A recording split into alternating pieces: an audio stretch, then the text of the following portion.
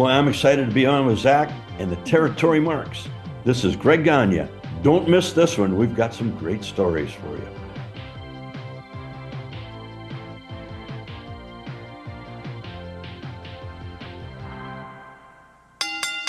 Greg Gagne is back. It's an honor to have you back, sir, on Territory Marks. Well, Zach, thank you for having me on. It's a pleasure to be here. You got a great show. Oh, thank you. Thank you. I try. We try to keep it professional. We Well, had we can we we can bend it then a little today for sure. yeah, I think we're going to do some stretching and bending for sure. All Um, right. we had you on last year, and I had so much fun talking to you and so many great stories. And of course, we talked about Powertown and your podcast with Magnum TA. And I was like, we got to do this again. And you said, oh, come on anytime. And I thought, well, I got to get you back on. So here you are. Well, thank you. Yeah, you're welcome, and thank you. You had teased to me offline that you might be having some Powertown news pretty soon with Powertown Wrestling. Anything updates? Yeah, we do have some good news coming up. Here's where we're going with it. Okay. You're the first to know. All right. All Exclusive. right. We've um, we've kind of expanded on it. Powertown is going to be a subsidiary of Boomerang. Okay. We're going to have 5 different platforms on that, all for the wrestlers. Wow. Okay. I mean, we'll have all kinds of merchandise. We got some great things coming up. It's just we had to move some partners out that weren't they were historians and collectors, Okay. and they didn't see the big picture. You know, we the first 6 we came out with was Vernon Luthez from the 50s. Right. Then Brody and Hanson from kind of the 60s, 70s, and then Magnum TA and Kerry Von Erich. And we made 10,000 units Wow. total. Wow. Total. And it was pre-sales. Sold them all out. We sold them for 79.95 online when they came online. Yeah. So I said, well, guys, these are all flying out the door. And we went online and we were seeing, and it was collectors that were buying them all up. Yeah. We didn't know who was buying them. Now they're putting them online, and we were a low of at that time was about 150 up to 2,500 that people were paying for those. Remco and Hasbro and all the other companies said we had the best product on the market. Oh, We yeah. have to make each mold is different. You know, when they make like a bunch of different action figures, soldiers, they'll do about 4 different body types, Right. and they'll put out a couple hundred of them. Our body types are done one at a time, and they're all different sizes. Brody was taller than Vern, and everybody said we had the best product they've ever seen on the market. I believe it. So, but we weren't making any money on it. Yeah, because you were selling them for that price point, and then people go off on eBay and sell it for three, 4 times, 10 times as much. So now we have some other people on board that from Remco, from Hasbro, from a couple other companies, and they're helping us out a lot. They're doing some fundraising right now. Great. Once that's in, we're going to explode. We've already got deals with Target and Walmart. Whoa. I mean, that's a huge deal to go from selling online and a website to suddenly in the stores. That is fantastic. So if everybody will have just a few patience in the next month or two, it's going to explode. Well, that's the world we live in is, what can you do for me now? And what can you do for me yesterday kind of deal, Yep. So now it literally I've been a collector all my life. I got a young son who's 10 who doesn't collect like I do, but he appreciates it. He's like, those are daddy's toys over there, And I have that Brody figure, for example, which is a beautiful figure. And I had ordered many of those Remco figures, so I know they're on their way. And the way I look at it is, you guys are creating a new brand. You're not Mattel, so Mhm. you can't move things the way Mattel could. But what you are creating and preserving is a history with very unique figures, a awesome assembly of talent, you We got know. I was in charge of the talent, and I have over almost 250 signed, 252 now, I That think. is amazing. And Amazing. I went back, found the families from the wrestlers that built this industry. Right. You know, network TV came on in about 1950. My dad started wrestling at the end of 1948 after the Olympics. Right.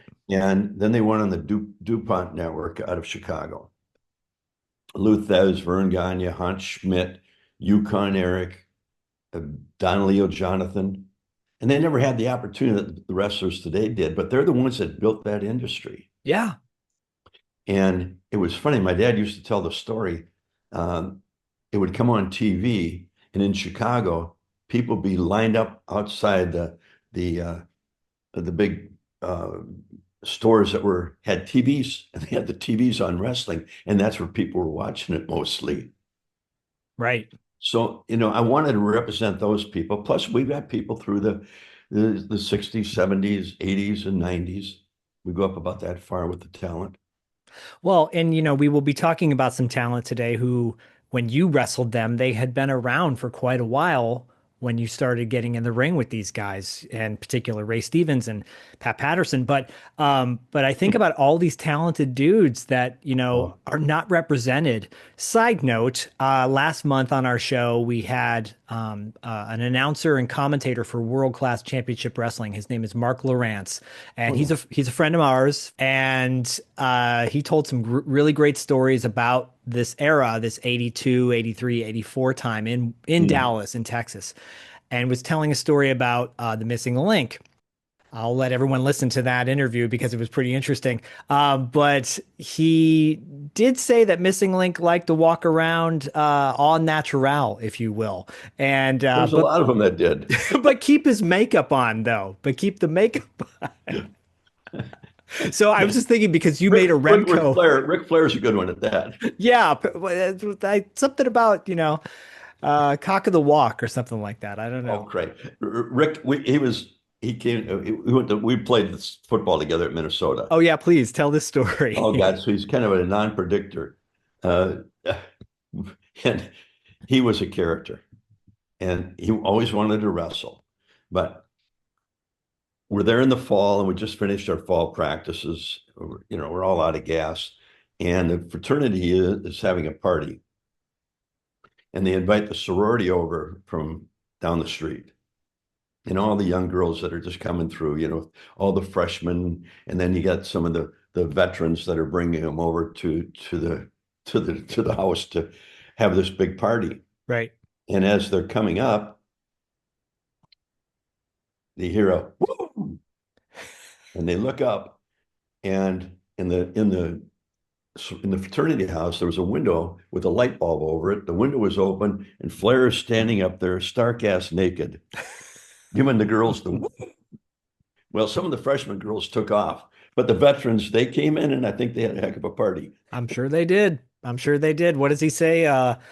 Oldest ride, longest line, sort of Oh, thing. So geez, he's a character. I used that on my son the other day, and he's like, "What are you talking about?" And I'm like, "Never mind. I'll let you know in a few years." So, Perfect. um, Oh man. but when we talked last time you were here, we had you on. Uh, we were going pretty deep with your relationship and tag team, the High Flyers, with Jim Brunzell, and specifically one of the matches that you loved, which was Tito Santana versus Rick Martel. I actually covered Rick Martel on a previous Legends of the Territories episode because I felt like while he's very well known in the WWF, his run as the AWA champion was phenomenal. 19 months as an AWA champion. And Yeah. his matches with you and Jim and Tito, those two matches that I found online, I wish they were preserved a little bit better, but what you see in those matches is fantastic. Well, thank you very much. But you know, when you have good people in the ring with you that are knowledgeable, um, when I get inducted into the Hall of Fame here last year, Tito was down there, and Tito got up and made a little speech, and it was some of the greatest compliments I've ever had in professional wrestling. That's great. He talked about how I could really help develop the match as it went along, and they followed. So that meant a lot. And Tito was a fantastic, him and Martel. I mean, you know, it's tough enough. Like coming out of in Chicago, you walk out, and as they walk out, they're getting booed. Right. We were the champions. I know, shit, this is going to be great. We walk out and we get booed, and then they start bullshit, bullshit. What the hell? We haven't even started the match. It took about 10 minutes to get them involved, though. And then we had them standing by the end of it. Yeah, you did. I think you went for that was a 30, 40-minute match, something Oh, like yeah, that. at least. Yeah. Yeah, and I don't want to glaze over the fact that you were inducted into the Hall of Fame last year, Yeah. and that's a really big honor. So Yeah. congratulations, sir. It really was. Thank you very much. Yeah, it really was. Had the whole family down there, and it was great. Where was it exactly? Waterloo. Waterloo. Okay, Yeah, Waterloo. it's the Wrestling Hall of Fame down there. Okay. And it was started by Dan Gable. And he wanted it amateur, and then he wanted to bring in all the pros. And it's really well done. It was really exciting to be down there and being a part of it. Yeah, you had shared some photos on your Instagram, and it was soon after we had spoken, actually. And I was like, wait, Mhm. what? Bury the lead? You didn't even mention that this was going to go down. So what a huge honor. Yeah, it really is. Well, I'm really happy that you had that opportunity, and of course, I'm sure in this industry, people love to. I tell my son, it's a lot easier to go negative than it is to go positive. It takes effort to Hmm. say something positive, but it's a lot easier just to say something negative. And so that's why on our show we try to focus on the positive and Well, good. elevate. But you were saying, you're getting booed in this crowd in Chicago, but I want to flip it a little bit because you had talked to me offline about Pat Patterson Oh, and Ray Stevens, and that you and Jim had some pretty epic matches with those guys. well, them and Bockwinkle Stevens, Bockwinkle Pat, that whole combination. But Ray Stevens and Pat Patterson with Bobby Heenan in their corner. We were I played football out of Wyoming after I left Minnesota. Okay. And my dad was huge in Denver. And we were just, I mean, the fans just really took to Jim and I. It was a building. It held about 14,000 people, maybe 15. But we get in the ring with Patterson and Stevens, and the building is going woo, woo, woo, like this. And they have us in a top wrist lock. And we would try to fight out of it and almost get out. And Bobby Heenan might distract the referee. And they pull us down by the tights or the hair. Wow. 8 minutes. We had a full-fledged riot. Wow. Never a punch or a kick thrown in the match. A top wrist lock. That was it. Wow. It was the most phenomenal match I've ever been involved in. The way the crowd, they were coming to the ring to help us out. Wow. Yeah. What year are we talking? Can you recall? Do you remember That would probably be in oh God. 1981 or something? Yeah, maybe there, 78 to 81, somewhere in that. Okay. There, I don't know. I don't know if anybody filmed that match, but 8 minutes, full-fledged freaking riot. Over one move, one One move. move, a top wrist lock. We try to fight out of it, pull us either by the hair or the tights, tag Wow. out. The other one come in, and the same thing would happen to him. Jim and I were back and forth, and that was it. That would never happen today. Of course not. Of course not. You're talking about how people are yelling bullshit in your match against Tito and Martel, Yeah, and what gets said nowadays is way more blue than that. But yeah. I think about the security provisions they have nowadays. Forget all that. We talk about like down in Dallas with the Von Erichs, there was a piece of string that was basically holding the that was the keeping the fans from the ring. They had a little, like a steel little corral around the people, to keep Okay. them from really getting over. But they came right over that and under it and Wow. What did you guys going right do? for the ring. And that was all it was. Did Patterson and Stevens hightail it out of there? Oh no, they were ready to go. I mean, they stood up. I mean, the police came and held them all off, but they were trying to get in the ring. Wow. He didn't jump in the ring. Yeah, so the safest spot. Yeah, but it was really I can't even tell you what the feeling was like when you get that, and the people are that into your personality. When you've got a heel team like those Oh, guys and oh, just they the were so heat good. that they generate, Yeah, with you're feeding doing off barely that. nothing, with doing very little. Yeah, they were spectacular. I said some of the greatest matches we ever had with that combination. Yeah, and you talk about Bockwinkle, who Yeah, is a part of that Remco line, by the way. It's a beautiful yeah. looking figure, so cool looking. I draw these notes for my son, and I had drawn a picture based on the art that Hmm. based on the Bockwinkle figure. Um, he's another one that you had, yeah, a lot of in-ring work with, and just could get the fans to hate him so much, which gave you guys that fuel to go over. Oh, it was just amazing. Well, Nick was a great talker, and he had Bobby in his corner, and as a champion, he was as good as they get. Right. You know, I mean that whole combination there, Bockwinkle, Stevens, and Patterson, you couldn't have a bad match. You just couldn't. Do you feel like Bockwinkle in the pantheon of champions gets overlooked? I think, yeah, I really do. I think he does. Yeah, you know, the NWA was, one of the first organizations, and Vern and Russell Luthez, I think it was 13 times they wrestled each other, and they wrestled a lot of 60-minute matches, Yeah. 2 out of 3 fall matches. They might split, and they would go the 60 minutes. And Bockwinkle was from that pretty much from that era of psychology in the ring. And as a champion, he didn't get the recognition. I mean, the AWA, we were the biggest territory. We Right. were big in New York. Right. We went across Canada, and we went from, Minnesota to San Francisco. Yeah. And our TV ratings, we had in Minneapolis alone, we had a 24 rating with a 64 share of the audience on Sunday mornings at 11 o'clock. That's insane when people should be watching church on TV. They didn't go to church; they were watching wrestling. But Right. but our whole AWA territory was like that, and we went up again. The only show that beat us was 60 Minutes. Yeah. They had the same thing, a 24 rating, but they had a 65 share, and we had a 64 share of the Wow. audience.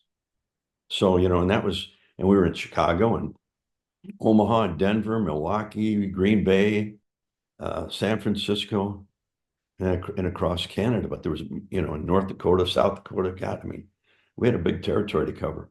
You did. And I, as a kid, was, not as familiar unless I saw it on ESPN, which is what I saw AWA on, right? Yeah. And I didn't get a chance to see a live AWA show out here in California, because for whatever reason.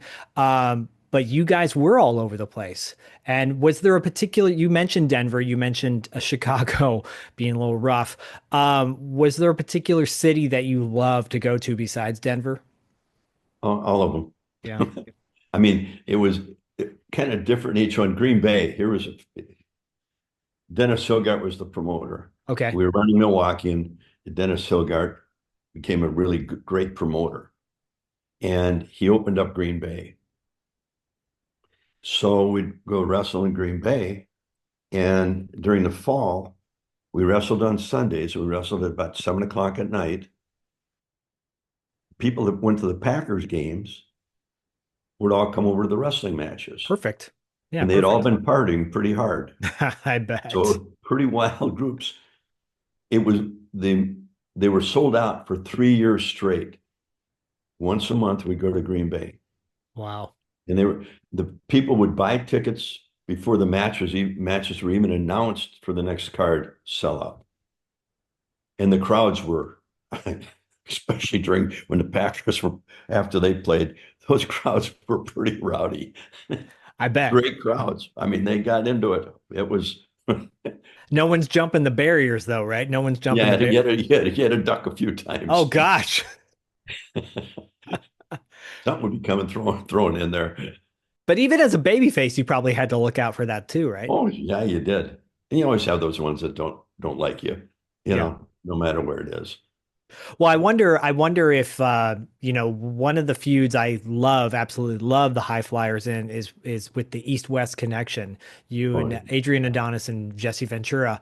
And again, another team that could really generate heat and just they oozed heel. Like you yeah, never looked at those guys and go, yeah, I want to cheer for them. Nowadays, you might be a team that you would cheer for, but yeah. back in the 80s, like they were the team that you just loathed. And I wonder if you could talk a little bit about that feud that you had with them, that no pun intended, that connection you guys had in the ring, because it was like lightning. I thought you had great matches with those two. Well, lucky we had Adrian in there. Right. So it's funny you say that. About a year ago, we were covering over on $2 late fee. We covered the movie Predator, and we did a Mhm. whole we interviewed cast members, etc. And we did a special episode of Territory Marks on Jesse Ventura when he went down to Memphis to wrestle Jerry Lawler, and it was an interesting match. Lawler definitely carried Jesse, Yeah, but yeah, Adrian Adonis was that shining light. he was it. He made that team. Jesse could talk people into the seats. Yes. He was good when he was on top, when Adrian had us down. Um, you didn't you try to keep him out of the ring as much as you could, but and Adrian just worked his tail off, and he was phenomenal. Uh, to me, I don't think he got the credit that he deserved. Again, yeah. Professional wrestling, then when New York took him from us, he went there. He just, you know, Vince wanted him to be this big, heavy character, and Kind of he like was a in the aloof ring. and like silly and Yeah, that cartoonish. Yeah. wasn't him. You No, know, you look at him as a badass with that biker jacket on and the oh hat, and yeah, and he was tough as nails too. was he? Oh yeah, he'd go. He would go. He got left alone. Jesse'd run, and Adrian would be right there fighting his way out. Did Jesse recognize that he was not as talented physically in the ring, or did no? Okay, Oh, okay. the ego was too big. Oh, bummer. That's too Yeah, bad. sorry to say that, No, but it's okay. It's okay. Well, I I'm mean, that's the reality, right? it's the reality of it. I mean, Jesse he was good for what he did. There Yeah, was nobody better. I mean, he was a heck of a talker. yeah, He had in the ring, it was hard to work with him. yeah. When he was on top, it was fine, but when you have to give back, he couldn't give like Adrian could. And that's what you Right. have to do. You got to give and take, and he wasn't a very good taker. Good giver, but not a good taker. So, what's the psychology going into a match against, let's say, for example, the East-West connection? What's the psychology going into that match leading up to it? Like your conversations with Jim, as far as like how you're going to handle a match like that for someone that is totally green and outside and goes, well, what do these guys do as they're building up? How would you talk about that? Well, we don't even think about it. Just get in the ring, and whatever comes up, and you you Wow. you go by that. Really? Fly by the seat of your pants. Yeah, we Wow. knew what we had to do. Yeah. We knew that some of the things we wanted to do we couldn't do with Jesse, so we made sure that Adrian was in the ring. That's amazing. That's If amazing. that makes any sense, It totally does, because Paul and I have talked on many occasions, and we talked about the art of improv, the art of improvising on the fly. I'm Mhm. assuming you had to do a lot of that. Oh yeah. I mean, you knew what was going to happen at the end. That's all. Wow. You had to fill in. You filled in all the way through, and you had to build that storyline. Well, you guys did, and there are specific matches that I'll highlight in this episode, and I'll put links in the show notes to the matches that I can find. I did find a Ray Stevens Nick Bockwinkle match that you guys had, and brilliant. And then along with, I believe when you regained or retained the tag team titles against the East West Connection. So just fantastic matches. Well, and we were very fortunate to be trained the way we were trained, and the talent that we were able to work with at that time. I mean, those guys were phenomenal. And you go with Blackjack Lanza and blackjack mulligan, and I mean, it was just God. It was so fun to go to work. And these Yeah. dudes are pretty imposing, you know. And last time you were on, you talked about having matches with Bruiser Brody, specifically like in Japan, for Oh, geez. example. I didn't want to get in the ring with him. I don't He blame you. did I tell this about who he wrestled in Minneapolis I or don't think St. so. So he's got a match with Jerry Blackwell. Okay. Okay. Jerry Blackwell, another very imposing looking dude. Unbelievable in the ring. Unbelievable. Another one. He carried the matches for him and Adnan. Yeah. Yeah. And Jerry had unbelievable timing. But anyhow, Brody and Jerry get a match going, and they're just balls out. St. Paul's sold out. And all of a sudden, here comes Brody walking back to the dressing room. And he looks at Wally Carbon and Vern says, "How do you like that?" He walked right out of the ring during the match. Whoa. So a couple months later, he's got Sergeant Slaughter. Same thing. About 15 minutes into it, he just walks out of the ring. Okay. And they said, "What is wrong with you?" And I happened to come out and he says, "I want him in the ring." He points at you, Greg Gagne. Points at me, and I said, Wow. "Turn that, I don't want to get in the ring with him alone." I had him in Japan, Right. him and Hansen. That was a war. Yeah. And I said, "He's 6 foot." I said, "No, no way." And I ended up with him in the ring. Oh God. Yeah. And had a heck of a match with him. And his wife told me about 6 months ago, we're at an event, we're talking, and I told her the story. She said, "Frank loved working with you. Mm. He talked about it all the time because you fought him. And boy, you did have to fight. We get black and blue from hitting him.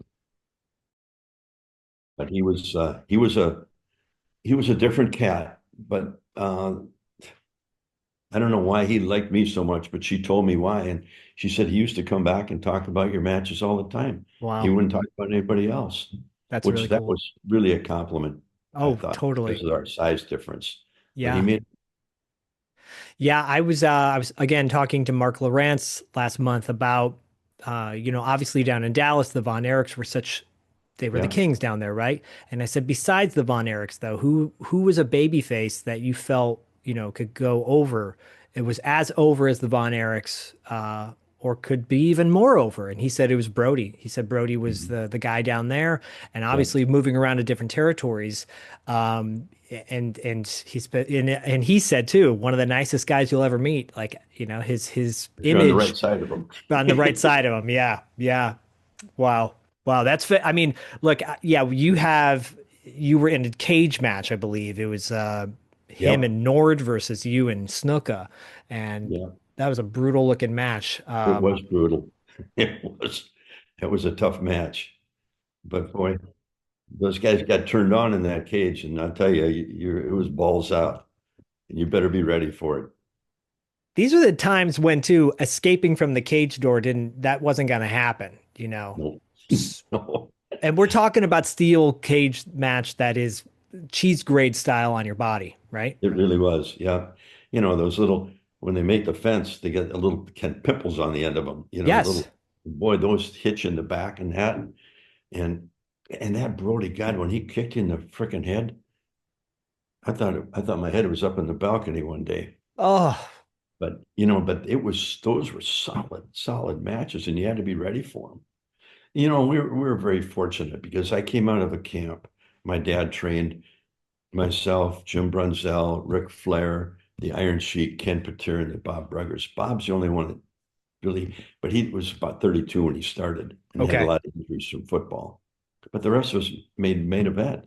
And Vern, over the years, trained over 200 people, and only maybe 1 or 2% didn't make it to main event. Wow. And I remember a match Flair and I had. It's about our third match we've ever had. And we're in Peoria, Illinois. And our referee was a guy named George Scrap Iron Kadaski. Okay. Wow, great name. He would referee, he would wrestle, he'd haul the ring around. He'd set up the ring and it's packed in there. And about 3 minutes into the match, I body slam Rick and the ring collapses. Oh And no. it goes right down like a funnel. And he's down there. And so I covered him. And the referee, George, is upside down counting one, two, and Rick kicked out. And we wrestled 20-minute draw. And this was 3 minutes into the match when the ring came apart. And we wrestled with it like that. So basically like almost like a sumo ring where it's just a Well, flat. it was shit. We were down in a hole. It was like a funnel. Oh, like oh my God. Yeah, so Yeah, it in the like middle inverted. fell out. Oh my God. Yeah. So we're done. And we got back and we only had about 3 matches. We came back to the locker room and everybody from both lockers came over and told us it was one of the greatest matches they've ever seen. I couldn't believe at, 3 matches that we had that kind of a match. Wow. Stevens, Bockwinkle, Heenan. I mean, everybody came up. Baron, who was ever there. Ring didn't collapse all three times though, right? No, then they after our match they get back together and it worked for everybody else. Of course it did. Yeah. I've had those moments on stage where suddenly my microphone's not working and the next band comes on and like, wait, what happened? What they're using the same equipment. Well, Vern used to say, no matter what happens, keep the match going. Right. Show must go. Always Keep it taught. going. Keep it going. Yeah. Your father, too, by the way, talking about celebrating people who, like Nick Bockwinkle, I mentioned, let's not forget these names. And I think it's important. That was the reason why Paul and I wanted to do these shows, Territory Marks, because, the talent today is another situation. That's great. They're everywhere. Yep. You can easily access any sort of footage you want. But the people that paved the way, and yeah, we can even go back further than your father, but your father was essential to what we have today. You know, you never know when you're growing up with somebody that, how important they are to the sport they're in or whatever they're doing. On a global scale. Yeah.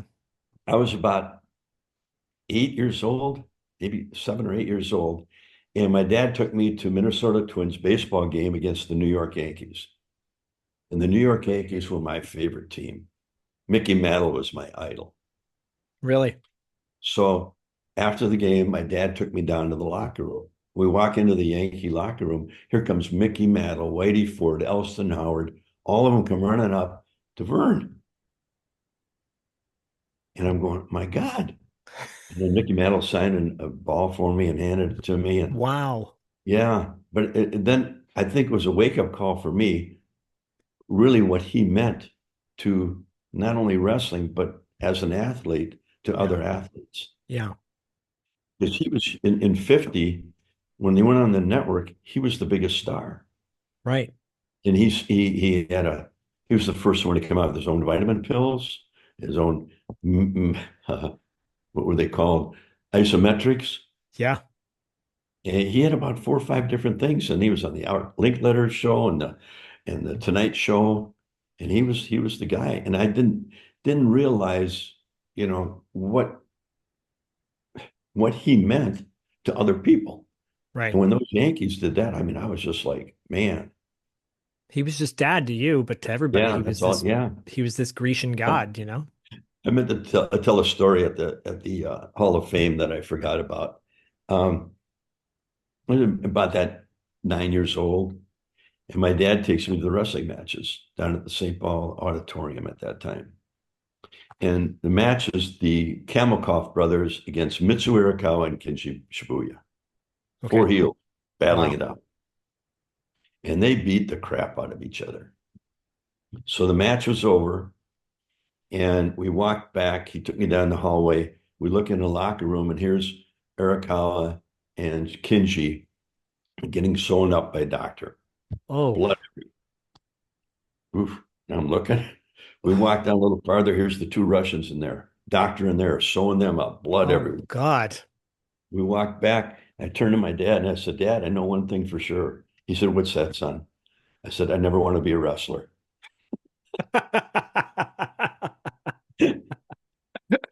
So Oh, he wow. reminded me of that a few times, I'm sure he did. especially when I told him I wanted to wrestle. He said, you remember?" That's fantastic. Yeah. Oh man. I just love too that like this business has all of these stories obviously that could go south, but the stories that you shared on our show have been wild and I think compelling where people listen and go, I want to know more about this. I got to dig deeper into this.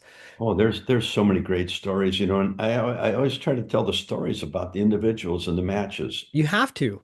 You really do because that's when you really, I think, get a better feel for what that talent was really like and Yeah. who they really were.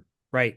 No, I agree. I agree. I wanna segue to something that Paul had asked me to ask you about, and it's fitting because as of this taping a week ago, I was in Pasadena for the big Comic-Con event that they have there, and it's mostly pop culture, comic book, movie, TV, but they have some wrestlers there too. The Honky Tonk Man was there, but so was Sergeant Slaughter, and I was reminded of a time when you and Slaughter kind of joined your own little mini faction. And Yeah. there's a training montage where he's just kicking your butt. And can you talk a little bit about that time and how that all kind of came to be?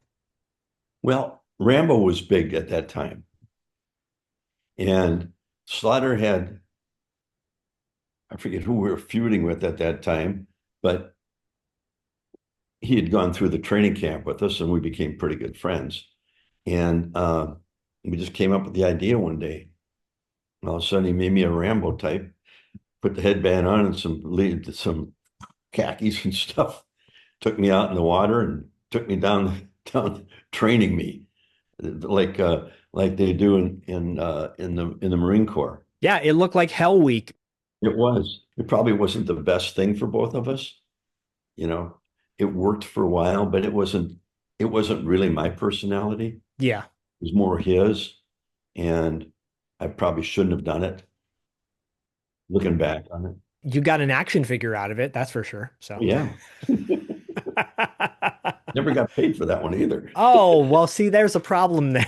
Yeah, Well, no, it's very entertaining though, and and even for those moments where people go, "Oh my God, you remember that?" Like, there's still, I think there's a greater appreciation for it now because the fact that it was made and it's stayed the test of time. Even something like Wrestle yeah, Rock is like those rap vignettes were so entertaining because it's more entertaining now because you look back and you're like the nostalgia of it. yeah. You didn't know at the time what you were creating necessarily that it was going to go quote unquote viral, but nowadays you put that on and people go, "This is awesome. I love it." I mean, yeah. Look, I think it's cheesy, but I still think it's fantastic. So, Well, thank you. You might be the only one. well, there's a few out there, trust me. And You found a couple out. Terrific. yeah.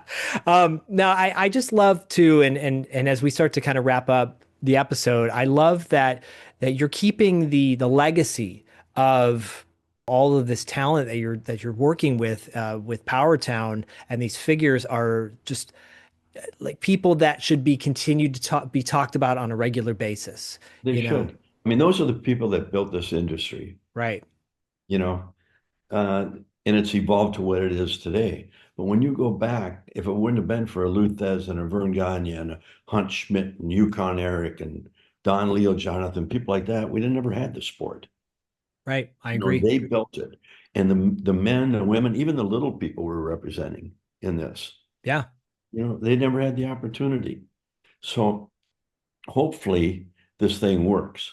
I mean, we've been at it hard. Right now, we've got two sets that are being held in China. That's who's doing our stuff. With the Okay. tariffs, we can't get them out of there. And if we do, we're going to lose almost $50 per action figure. Wow. And they won't release them to us. Wow. And they want us to pay all this, you know, ridiculous money. Yeah, and that's a side of the business, the toy business, or the in general, that people don't necessarily see. They just want something right away. I want it now. But be patient, like you said, be patient, and it's coming. Oh, but we're getting some heat though on Instagram, but we're doing the best we can, and we will get them their figures. We will get them their figures if they're just patient here. Just be patient. There's a lot of keyboard warriors in the world. It's very easy to write something with your fingers on a phone than it Oh is to actually man, go yeah, face to face and have a discussion. So yeah. They don't do it face to face. no, no, I do want to say again, because like I said, Mark Lawrence was on the show last month to celebrate the life of wrestling announcer Bill Mercer, who had passed away at the age of Yeah, 99. Sorry. Yeah. yeah. And I was able to interview him last year. It was a huge honor. Was there an announcer or a commentator that you really enjoyed working with in the AWA? Two, Marty O'Neil and Gene Okerlund. They were the best. Talk about Marty a little bit. What was it Oh, about Marty was Marty? phenomenal. He was a character. He was a good little golfer, good athlete, played baseball, went into announcing, and he made everybody. I mean, he came across so authentic, and he wasn't about him. It was Yeah, about the talent. A lot of announcers, they make it about them and they go, hey, we're gonna do it. right. And he didn't do that. He concentrated on building that talent. And guys would try to break him up. And I forget what Heenan said one day. And it was classy. I mean, everybody broke up. And Marty, all he did was twitch his glass, say, you heard it first from here, or from Uh-huh. Heenan. You know, That's he didn't break up. They couldn't break him up for anything. yeah, that's great. I love that. Yeah, I he love was that. classy. And then Gene was a different, he was more of a hype guy, Yeah. and he had that nice, strong voice, radio voice, and he was very good. Uh, Him and Marty to me were probably the two best that I've ever been around or seen in wrestling. Yeah, I will put some links to both in the show notes to maybe some vignettes or some Yeah. promos, Okay. that they were a part of because oftentimes, obviously, Gene is known for his run in New York, but what he did in AWA is legendary, and it's iconic, When McMahon made his run, we were the first ones he hit. and that says a lot. What does that say? That Yeah. he I mean, he hit I mean, Hogan, he was, if he'd have stayed till April, it would have been, it would have never happened. right, But Vince can miss him. I ran into Hulk in New York. I was wrestling up there on a card, and he had a horrible match. He's in the dressing room and he's just down. I don't know. I can't make it. I said, Hulk, why don't you come to the AWA? I mean, people there will get you right. So I came back and I told my dad about him. I said, this guy is Hulk Hogan. I said, he's got so much potential, but man, he's horrible in the ring right now. But I think if we get him in here and we all work with him, he'll be really good. And that took Hogan 3 months to call my dad. And then wow. he said, hey, this Hogan called me. I said, bring him, get him in here. And he saw his first match and but he worked with them. He helped them quite a bit. And then he put him in 6-man tag matches with Jim and myself, with Bockwinkle and Stevens and Patterson. And I mean, Well, there you go. We opened up talking about those guys, those and guys, and they're the ones that, really taught him what to do. We'd yell out what to do and tag him in and get out and get back in, you know. So he never looked bad and always looked good. But he caught on. Amazing, huh? yeah, I mean, look, I'm glad he listened.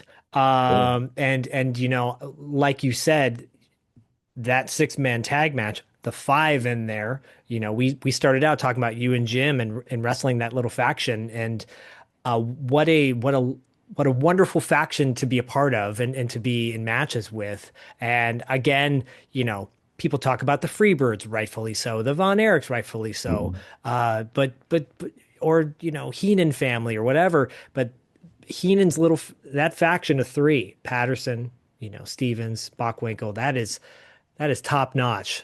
And are Yeah. we gonna see possibly a Stevens or Patterson figure in the future? Oh yeah. No, they're Okay, on board. great. So I've seen it. I mean, I spent, and it was amazing because it was really an education for me too. And it was fun. I mean, I'd be on the phone for 8 to 10 minutes, sometimes 12 hours a day. And everybody wanted to tell a story. Really. And the stories were phenomenal. I wish I'd have tape recorded, the wives and the kids and telling about their dad. Maybe it was a story at home, Yeah. something that happened in the ring. And in fact, Donna Haggerty, Hardboiled Haggerty's daughter, I was on the phone with her for 45 minutes yesterday. She had a question. I answered the question. We went for 45 minutes. And she talked about the feud between my dad and her dad in the 50s. And she went on and on and on. And then her dad, Hardboiled Haggerty, was in oh God, he was in two movies, Maud and something, and then the Western, Paint Your Wagon. Oh, yeah. Okay. Yeah. So I said, well, maybe we can do a figure of him with the outfit he had in Maud and whatever it was, Right. and this one so we could do 3 dolls of them. So we got to find out unless the movie industry owns the rights to that. I don't know. That's tricky, but I'm Yeah. sure it can be made. And if here's my like armchair quarterback, if I want to do a screening of your dad's movie, and Mhm. get that, The remind wrestler? people, yeah, I want to get that out on Blu-ray or something, and do a screening out here in LA. I don't know who has that right now. McMahon bought our whole library. So he's got all the wrestling matches, the AWA ones. But I don't know I don't think he bought that. Well, Well, if you can find it, let me know. I will. We'll do it. We'll do a screening of The Wrestler and Body Slam with from the 80s with Dirk Benedict in it. So Oh, yeah, terrific. I have a friend who owns a theater up in the Bay Area and does screenings, and we've been talking about doing a screening of wrestling movies and having wrestling matches outside. He's right by the Russian River, so Uh-huh. to be continued, sir. To be Okay. continued. Okay. Greg, this was truly an honor to have you back on the show. Well, thank you very much for thinking about me and bringing me on. I like talking about our industry and the people, more so about the people that were in it. You know, uh, the Mad Dog story. I think we probably told that one on here before. I don't think you did, but do you want to share it before as we wrap up? Really? Yeah, if you Oh, don't mind. Mad Dog Vachon, right? Mad Dog Vachon? yeah. And Vern for the talent, like Magnum TA is my partner in our podcast. Right. Straight Um, talk, straight talk. State Track with the boss and Greg, the boss, Magnum TA and Greg Gagne. And we give him the straight talk. But um, he wrestled 365 days a year and sometimes twice on some of those days. You're talking about Mad Dog. Why everybody, no, this is TA's telling me the story. And Oh, then okay. I'll go into Mad Dog. Vern had all this great talent and he didn't want them working that hard. We only worked maybe 25 days out of the year. So the best talent wanted to be there. Right. And he wanted to make sure they had time to spend with their families. Family is very important to them. So they got the small plane, supposed to seat 12. We could put 4, 6, 7 wrestlers in it and a pilot. We had 2 different pilots. So I forget where we were wrestling, and we were waiting for Mad Dog to get back. We're waiting and waiting, and here he comes. He gets out of this car, and he's like this. Oh, He'd had a stumbling. bottle of whiskey and a few beers. Okay. He gets on the plane, and he likes to play cards. Well, we're all on the plane, so he's got to sit in the back. And I forget who was in the back with him. I think it was Adrian. Adrian Adonis was in the back with him. Okay. So we're flying along, and all of a sudden we hear boom, and the whole back of the plane moves. And we all kind of duck. And the pilot says, "Who opened the door?" We're at 8,000 feet. Oh God. And Mad Dog opened the door of the plane. And he's hanging out of it. And there's 2, thank God it had 2 chains holding the door. Yeah, yeah, Otherwise, it'd have blown off and we'd all gone down. right. And he's hanging out the door. You can just see his back. And he would turn in and he'd go, "It's so peaceful. I feel like flying tonight." Oh, And the wow. pilot's yelling at us, "Grab him and get him back in." We said, "Shit, he's going to jump. We're not going with him. We're not going to get near this Oh one." my God. Yeah. And Adrian had apparently convinced him that he should open the door. There's always that little devil on He was someone's bugging shoulder. Adrian the whole way, and he was drunk in the skunk. So the pilot yells to all of us, "Guys, we're going to have to make an emergency landing. So Yeah. prepare yourselves. So get in the crash position." He says, "I don't know if that door catches, we're going to flip over. So prepare yourselves." So, God. God. So we're all down in that crouch position, and that pilot, he came in and he put that plane down on one wheel, and there's fire engines, there's ambulances, there's police cars, all the red lights are going. And we get down and he puts that thing down, and he thought if the stairs caught, we were going to flip over. And he Yeah. put that thing down and took us down and took it down nice and slow, set us down. Well, now here comes the police cars and all that. They're coming. Mad Dog gets out of the plane and starts walking across the runway where they've held the Northwest Airlines. They got about 7 planes held up for us to make this landing. Oh my gosh. So he starts, the police says, "Hey, get that guy." And we said, "You get him. He opened the door at 8,000 feet, for crying out loud. You take care of him." "Isn't that Mad Dog Bashan?" We said, "Yeah." So about 4 of them went out there and they grabbing him. And he said, "I'm going to kill you guys. I'm going to kill you guys." And they finally got his arms down and they handcuffed him. And they brought him back to the plane. And they said, "Okay, you have 2 options. He's going to jail, or you guys put him back in the plane and take him home." So we Wow. put him back in the plane. We put him behind the pilot, so he's facing us, and we strapped him in with about 3 straps the whole way. He's like this, "I'm going to kill you when I get out of here." So when we landed, everybody bailed out and left the pilot there with him. Wow. But very fortunate that we made it out of that one. Oh my God. You're not kidding. You never heard that one, huh? No. Oh, Heard some yeah. plane ride stories before, but never something like Oh, that. geez. Oh Well, yeah, my. he was crazy. I mean, you get in the ring with him.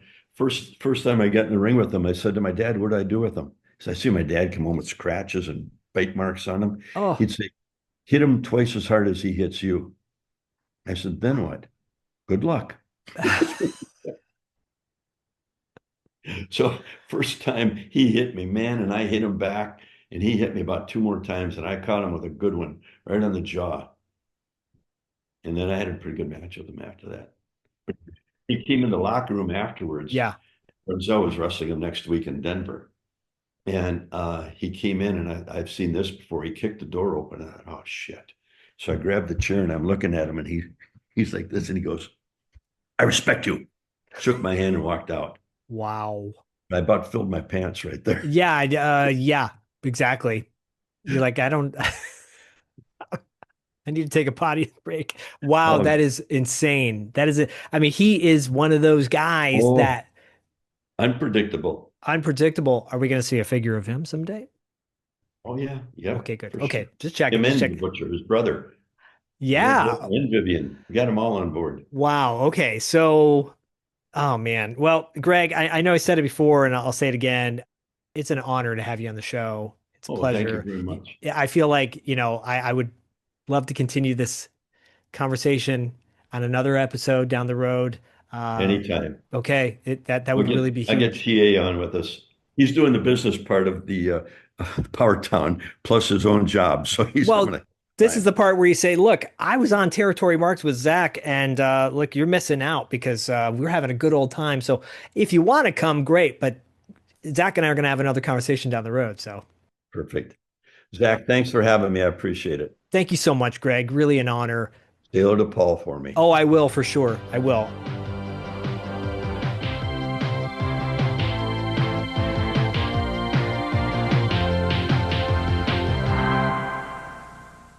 Oh, listen, I just wanted to say goodbye and remind you that the good guys always win, even in the 80s.